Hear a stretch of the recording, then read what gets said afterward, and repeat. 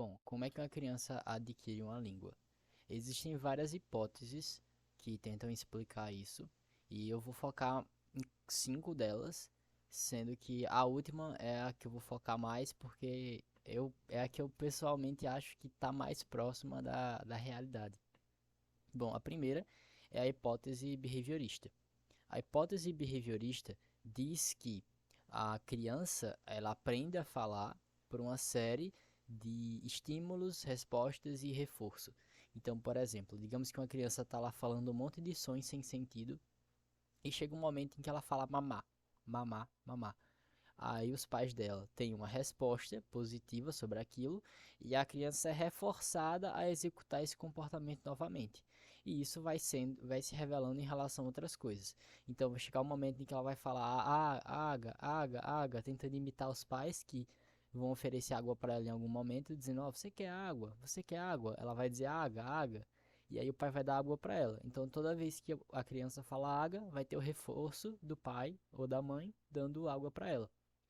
E a partir desse monte de estímulos, respostas e reforços que vão acontecendo ao longo do ambiente, a criança iria desenvolvendo a sua língua. Seria um processo muito complexo, como os behavioristas defendem.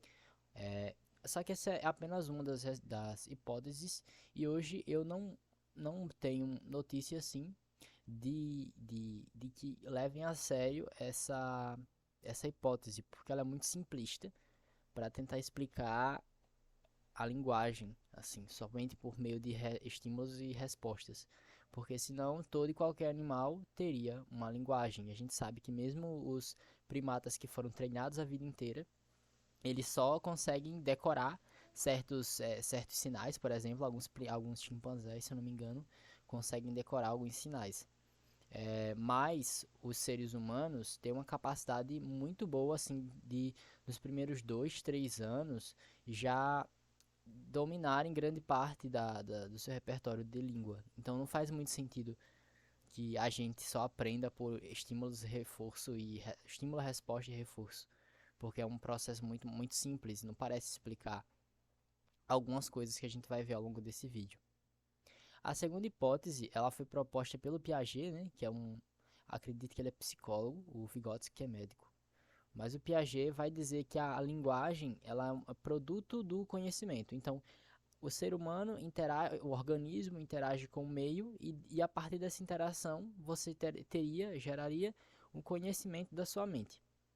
E a partir do uso simbólico, ou seja, da função, tem uma função aí que vai além da que é útil, é uma função que é simbólica mesmo. Desse conhecimento, a linguagem seria gerada. Então a linguagem não é algo específico, mas é produto desse conhecimento que a gente adquire na interação do indivíduo com o meio. É, essa hipótese eu sei que ainda é levada em consideração pelas pessoas que são de uma vertente da psicologia que acabam aderindo mais ao Piaget. Algumas vertentes da pedagogia também acabam lendo a aquisição nesse sentido. Outra hipótese é a hipótese interacionista, que foi proposta pelo Vygotsky, e o Vygotsky fala que a fala e o pensamento teriam origens genéticas, só que distintas. E chegaria um momento em que essas duas partes, a fala e o pensamento, se desenvolveriam de tal modo que chegaria um ponto em que elas se cruzariam. E nesse se cruzar, seria desenvolvida a fala. Aí a criança aprenderia a falar nesse processo. E aí, com a interação entre a criança e o adulto, a criança e os seus pares, essa interação indivíduo-indivíduo faria com que a fala fosse internalizada. Além disso, também a criança falaria sozinha, alguma coisa como fala egóica, alguma coisa nesse sentido, eu não entendi direito. Mas esse falar sozinho seria importante também para a internalização dessa linguagem ao longo do tempo. Então, de novo, a linguagem não é algo que nasce não tem uma origem genética específica dela, mas parece ser sempre produto ou interação é, do não, de outra coisa, seja o conhecimento, seja o pensamento, enfim. Vamos lá. A quarta hipótese é a hipótese sociocognitivista. E ela é uma hipótese que é bem defendida hoje pelo pessoal da linguística cognitiva, a gente tem um vídeo sobre isso também, em que a aquisição aconteceria pela percepção que a criança tem de que os adultos estão falando com uma intenção. Então, me parece muito a teoria da mente, que é de que a gente perceber, né, o outro como uma pessoa que pensa, uma pessoa que fala, uma pessoa que tem sensações. Então, a aquisição aconteceria quando a criança percebe isso, que o uso da linguagem tem uma intenção comunicativa. Para essa hipótese, a linguagem não teria uma origem genética determinada. Ela seria resultado de algo como um processo complexo de transmissão cultural. Então é assim que a linguagem se manteria. Ela é cultura. Ela é produto da cultura. Então ela vai sendo transmitida culturalmente. A partir dessa habilidade que nós temos, dessa capacidade que nós temos de sociabilizar nossas habilidades. Bom, dentro dessa hipótese, aos 9 meses, mais ou menos, a criança perceberia a intenção na fala dos outros. E a partir daí, ela começaria a imitar esses adultos e a perceber mesmo esse uso intencional e repetir. É um grande fator, a imitação nesse aspecto aí é um grande fator, especificamente. E aí, a criança, ela desenvolveria a sua língua nesse processo que é chamado de cena de atenção compartilhada, que parece um nome complexo, mas na verdade é o espaço físico em que acontece as trocas linguísticas, no sentido de tem pelo menos duas pessoas em que uma conversa com a outra, digamos, e uma presta atenção na outra. E aí o processo de imitação aconteceria aí, de a criança imitar o outro com o qual ela está nessa cena de atenção compartilhada. Ela está prestando atenção no outro, o outro está prestando atenção nela.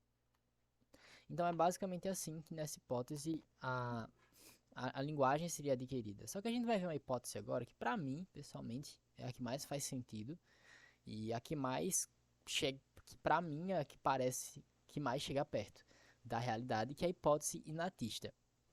Essa hipótese nasce com a teoria gerativa a partir do que é chamado de problema de Platão, ou seja, como é que o problema de Platão se refere a seguinte pergunta: como o conhecimento linguístico é adquirido pelas crianças, adquirido pelos seres humanos, logo na infância.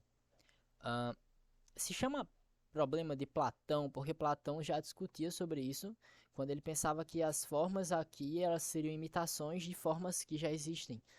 Meio que nós nasceríamos com essas formas que estariam no mundo das ideias, né? A sua versão perfeita. E essas formas aqui que a gente tem seria só imitação. A base para esse pensamento é um argumento que é chamado argumento da pobreza de estímulo. E ele diz que, se você for olhar as falas que a criança ouve, sempre são falas entrecortadas, falas curtas, ou falas que não estão certinhas, assim, bem formuladas para que a criança aprenda. E além disso, ninguém ensina a criança como é que coloca as coisas. Ela só vai ouvindo e, ao longo do tempo, ela começa a falar. Magicamente, né? Se a gente não considerar algum aparato que ela use para algum princípio que ela use para tentar entender aquela frase como existente. E, por exemplo, quando você fala, para você que tá vendo esse vídeo, tá normal o modo como eu tô falando aqui. Você consegue perceber cada palavra que eu digo. Só que, na fala, na verdade, nós não temos essa divisão entre uma palavra e outra. É um contínuo que se estende sonoramente. É por isso que, às vezes, quando se você for ouvir um áudio de uma pessoa que é árabe e ela começar a falar e você não entende nada de árabe, vai parecer que ela fala uma palavra só. Porque você não consegue delimitar onde começa uma palavra e onde termina uma palavra. Nem a criança. Então, a criança, para ela aprender uma língua, ela precisaria, primeiro, conseguir transformar esse contínuo da fala em pedacinhos de palavras que fizessem sentido. E ela faz isso com uma habilidade muito grande, mesmo sem ninguém a ensinar. Entendem? Então, nesse argumento da pobreza de estímulo, a criança receberia um input, que chama, né, uma entrada de frases que ela ouviria, muito fraca. E fraca não quantitativamente, mas qualitativamente. Ou seja, ninguém ensina a criança a falar. As pessoas só vão falando e a criança vai ouvindo e se desenvolve. Esse é o argumento da pobreza de estímulo. Ou seja, o estímulo que está entrando na mente da criança é pobre. Basicamente é essa a ideia. Então, como é que a criança daria conta de aprender uma língua tão proficientemente com um estímulo pobre? Para isso, ela teria que ter na sua cabeça algum dispositivo, algum sistema, algum órgão que fosse dedicado, que tivesse princípios que a ajudassem a entender aquele monte de informação que chega. Distinguir aquela informação da fala de outras informações ao redor. Por exemplo, a buzina do carro não é um som linguístico. A criança tem que aprender a fazer isso, ainda também ninguém a ensina. Então, há uma discretização entre o estímulo linguístico, o som linguístico e o que não é linguístico. Então, para fazer isso, a criança teria que ter na sua mente alguma capacidade que a permitisse entender esses estímulos como diferente e que tivessem propriedades que conseguissem fazer aquelas longas frases serem entendíveis e possibilitar que ela as produza. Na teoria gerativa, vamos chamar isso de faculdade da linguagem, que é a nossa capacidade genética de adquirir uma língua. Então, a faculdade da linguagem meio que seria um módulo da mente, do cérebro, um pedaço do cérebro específico para a linguagem com o qual nós nascemos. Ela teria, basicamente, entre os seus estágios, ou estados, um estado inicial, ou seja, a criança, ela quando nasce, ela nasce, mesmo no mesmo feto já tem um desenvolvimento fonético de ouvir, né? Já então, mas assim, logo próximo a nascer, digamos que na formação auditiva dela durante o feto, a criança não teria uma língua, seria o estado inicial dessa faculdade da linguagem. E tecnicamente, se você pegar um bebê humano, então ele tem capacidade de aprender qualquer língua do mundo, desde que ele nasça naquele contexto em que aquela língua é falada. Mas em geral, um bebê humano tem capacidade de adquirir toda e qualquer língua que existe. Entendem? Então, ele teria uma certa capacidade uma capacidade de entender os sons, discretizar os sons de qualquer língua. Só que quando ele desenvolve a sua audição e ele nasce no Brasil, por exemplo, ele vai perder a capacidade de perceber sons de outras línguas para se especializar naquele input específico que ela está recebendo. Basicamente é essa a ideia. Então ela já nasceria com essa capacidade de adquirir uma língua, que é a faculdade da linguagem. No seu estado inicial, o bebê não teria uma língua completa, né? Ele nasceria com algumas coisinhas, alguma coisa na cabeça dele ele nasceria. E ao longo da experiência linguística que ele receberia, essa faculdade da linguagem chegaria a um nível estável. Estável porque a criança ela já está proficiente na sua língua. Basicamente é essa a ideia. A teoria tem a teoria gerativa e a teoria que a teoria gerativa cria para tentar explicar esse estado inicial da faculdade da linguagem é chamado de gramática universal, que é alguma coisa que é uma gramática, ou seja, é um sistema que tem princípios que se aplicam a todas as línguas do mundo. Então, todas as línguas do mundo têm certas coisas em comum. Basicamente é essa a ideia. Que são os princípios. Princípio é uma regra que se aplica sempre da mesma forma. Então, todas as línguas, todas elas, têm princípios que são universais. Basicamente, os princípios são universais. É por isso que é chamado de gramática universal. E além desses princípios, a gramática universal também teria parâmetros.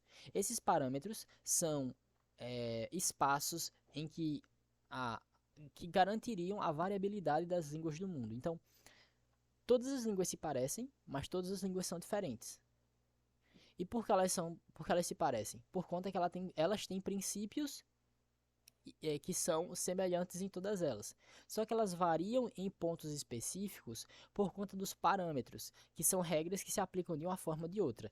No caso da teoria, pensa-se que os parâmetros são de positivo ou negativo. Então, uma língua tem aquele parâmetro positivo ou negativo. Um exemplo é o parâmetro do sujeito nulo. Há algumas línguas, como o inglês, não permitem o sujeito nulo, então aquele parâmetro estaria negativo. E há línguas como o português permitiriam o sujeito nulo, então a língua está positiva. Entendem? Esse sistema ele é simples o suficiente para que a criança aprenda uma língua. Então ele não pode ser complexo demais, tem que ser algo simples e poderoso o suficiente para explicar a aquisição da linguagem de forma proficiente. Então a criança já nasceria com essa capacidade de adquirir uma língua com princípios universais que seriam aplicados, já estariam na cabeça dela, e parâmetros que seriam marcados. Eles seriam marcados pelo quê? Pela experiência que a criança recebe em contato com o mundo. Então, esse input fraco, que é pobre, ele seria desenvolvido, ele seria meio que jogado nessa máquina que já estaria pronta lá, e essa máquina começaria a funcionar. E aí, por isso que a criança aprende tanto, com tão pouco estímulo qualitativamente rico. Com o tempo, essa GU passaria de um estado instável para um estado estável. Ou seja, ela ficaria completinha. Esse estágio completinho, esse conhecimento linguístico, esse estado final da faculdade da linguagem, a gente chama de língua I. O nosso conhecimento linguístico, que você temos hoje, é chamado de língua I. I de interna, que está dentro da nossa mente, individual, cada um tem a sua, cada um tem uma mente diferente, e intencional, que eu acho que é o conceito mais complexo da teoria que eu não entendo direito até hoje. Mas basicamente é porque ele se refere aos conceitos presentes nas, sen, na, nas sentenças. Deixa eu ver aqui, rapidinho. Não, é isso aqui. Basei esse vídeo em dois. Tá, é dois livros. Perdão. Intenção é o conceito contido numa expressão linguística. Então, o conceito contido seria as coisas que a gente diz, elas teriam um significado, um conceito por trás dela. E esse conceito estaria na nossa língua aí, entende? Que a gente representaria na nossa mente. Então, é assim que a teoria tenta explicar esse desenvolvimento para a linguagem. Então, não é só o meio. É preciso que haja alguma coisa com a qual os seres humanos já nasçam, para que todas as pessoas do mundo tenham capacidade de adquirir uma língua, desde que ela, obviamente, nasça certinha. Uma pessoa que nasce com algum problema no cérebro, por exemplo, não conseguiria adquirir uma língua, a depender do local do cérebro onde ela tem um problema. Bom, dentro dessa hipótese inatista, para tentar explicar certinho os passos que levam a criança até adquirir uma língua, a gente tem duas grandes hipóteses. A hipótese maturacional do Radford, que vai dizer que a criança passa por várias fases para aprender a língua. Ela primeiro passaria por uma fase chamada de pré-linguística, que vai do 0 ao 12 meses, que é uma fase em que ela não teria mais uma língua assim, uma língua mesmo. Ela estaria adquirindo, que ela só se comunicaria por gestos e balbucios. Ela passaria dessa fase pré-linguística entre os 12 e os 18 meses para uma fase de uma palavra, ou seja, ela começa a se comunicar, mas é só falando uma palavrinha só. A sentença dela só tem uma palavra, não tem várias.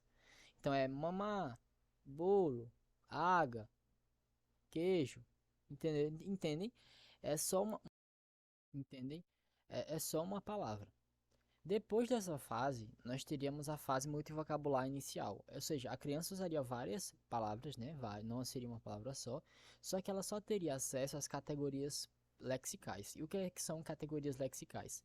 Substantivo, nomes, verbos, preposições e adjetivos. Então, são esses quatro sintagmas, esses quatro blocos de significados a que as crianças teriam acesso. Basicamente, são aquelas palavras que elas têm um sentido. Por exemplo, não só, né? Mas assim, elas teriam acesso às sintagmas nominais, verbais, adjetivais, preposicionais, que mas elas não teriam acesso aos significados, às categorias funcionais, como artigo, como tempo, então não saberiam marcar o tempo nos verbos, tipo cantei, cantarei, vou cantar, né? Modo de dizer se é no subjuntivo, no indicativo, se é uma ordem, se é um pedido, se é uma possibilidade, se é uma certeza. Pessoa, não saberia dizer eu faço, você faz, entendeu? Ela não teria acesso a essas capacidades ainda nessa fase que estaria entre os 18 e 24 meses de vida, então quase 2 anos. Nesse processo, quando ela entrasse na próxima fase, que é a fase multivocabular tardia, que é de 24 a 30 meses, ela já teria acesso a essas categorias funcionais: artigo, tempo, modo, pessoa, e entre outras. E aí, ela teria um domínio completo da língua, mais ou menos aos 2 anos e meio, 3. Além dessa hipótese, nós temos uma hipótese que é chamada de continuista, pelo Hyams, que propõe que a gente não tem essa fase de maturação, ou seja, a gente não vai se desenvolvendo em fases, mas na verdade a criança já tem acesso às categorias lexicais e funcionais na sua gramática universal desde que nasceu. Ela só não as expressaria por falta de vocabulário, que ela aprenderia ao longo do tempo. Então ela vai aprendendo vocabulário para poder expressar essas categorias que já estão na sua mente. Então ela não vai adquirir ainda, entendem? Não vai se desenvolver, já está lá, só falta o vocabulário para poder expressá-la. São essas duas grandes hipóteses. Pelo que eu li no livro, parece, assim, até pelo tamanho da explicação, que essa do Radford é a mais aceita dentro dessa outra hipótese, que é a hipótese natista da teoria gerativa. Tá? Bom, e quais são os indícios para essa teoria de que existiria uma gramática universal? Bom, infinitude discreta. O que é isso? Se vocês perceberem, eu acho que eu já comentei em outro vídeo sobre isso. Nós produzimos infinitas frases com um conjunto finito de elementos. Então a gente tem poucos princípios, poucos parâmetros, ou que permitiriam com que nós produzíssemos toda e qualquer sentença possível na língua. Obviamente, pela limitação de memória e pela limitação de tempo, a gente não vai dizer todas, até porque é infinito. Mas a gente tem capacidade de dizer uma quantidade infinita. Mesmo que a gente não diga, obviamente, no dia a dia, né? A gente vai falar até onde der. E, ao mesmo tempo, é uma capacidade criativa. Ou seja, nós dizemos frases que nós não ouvimos antes. Ou seja, nós criamos frases. Nós não só, por exemplo, ouvimos dos nossos pais e aí repetimos. Senão a gente teria na nossa mente um monte de frase pronta assim que a gente só repetiria. E a gente não é assim. Senão a gente só repetiria o que a gente ouve. E na verdade as frases que a gente diz são sempre novas.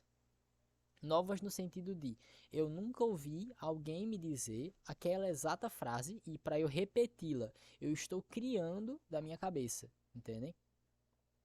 Além disso, há evidências de que as crianças e nós adultos também nos guiamos por uma interpretação que é chamada de interpretação hierárquica. Ou seja, nós não relacionamos palavras que estão uma do lado da outra, não é linear. A relação, na verdade, é estrutural. A gente às vezes tem propriedades em que uma palavra se liga a outra que está bem mais distante dela. Se você pegar aquela segunda frase ali embaixo, a Maria disse que ela vai para a praia, o ela está ligado a Maria, mas ele não está do lado de Maria, entende? A leitura aí é puramente estrutural, não é linear, não é um elemento do lado do outro. Tem uma árvore que eu não trouxe foto, mas é como se fosse ganchos assim, galhos. É basicamente assim, ó, se vocês estão vendo aqui, ó, pronto. Então, seria bipartições assim, em que você teria a menina comeu o bolo, por exemplo, entendeu? É uma leitura estrutural que a gente chama. Além disso, a, a existência de uma gramática universal é importante porque a criança não produz o que a gente chama de dados negativos, que são sentenças que são impossíveis ou interpretações proibidas. Por exemplo, a comer menina, bolo, eu. a gente não fala assim. A gente tem uma organização bem certinha das frases. Entender? A criança também. Mesmo que a fonética em si, a pronúncia não fique tão boa. Mas a estrutura da frase tá ok. Então ela não produz dados negativos, somente dados positivos. Ou seja, a criança só produz frases que pertencem à sua língua. Então, ela tem que ser guiada por algum princípio. Senão, ela erraria em algum momento, assim. E isso seria comum, mas não é. Curiosamente, não é comum uma criança dizer frases sem sentido. Entendem? E de novo, sem sentido que eu falo, eu estou me referindo a essa capacidade de produzir frases que têm uma estrutura que seja do português, digamos assim. Mas a criança ela pode ter problema na voz e ela falar meio embananado e você ter dificuldade para entender. E isso é outra coisa. É maturação do nosso sistema fonador. É outra coisa aí, isso daí. Quer um exemplo de dado negativo? Vamos lá. Ela disse que a Maria vai para a praia. Essa frase em si tem sentido. Só que ela tem que ser necessariamente outra pessoa, não Maria. Se você disse que ela disse que a Maria vai para a praia e ela é Maria, essa frase não faz sentido no português. Na verdade, o ela tem que ser obrigatoriamente outra pessoa. Por quê? Porque há um princípio, essa é outra hipótese, né? Há um princípio na gramática universal que diz que todo pronome tem que ser comandado pelo seu referente, ou seja, na leitura estrutural que faz, a, a palavra, o pronome tem que estar embaixo do referente lexical dele. Por quê? Porque esse referente vai comandar esse pronome que está abaixo. É o que acontece na sentença abaixo aí, que é do português e faz sentido. A Maria disse que ela vai para a praia. O ela pode ser outra pessoa? Pode. A Maria disse que ela vai para a praia. Ela pode ser Joana. Então a Maria disse que a Joana vai para a praia. Tá ok. Mas também pode ser Maria. A Maria disse que a Maria vai para a praia. A Maria disse que ela vai para a praia. Entendem? Então, esse ela, por ele estar sendo comandado pelo Maria, a frase está ok. Mas o contrário, a frase não tá. Entende? A frase não tá. Errei o sinal. Entende? Então, essa é a hipótese da inatista, tá? É a que para mim mais faz sentido, mas que não necessariamente talvez seja certa. Um dia teremos mais certeza. Mas por enquanto é isto. Adiós.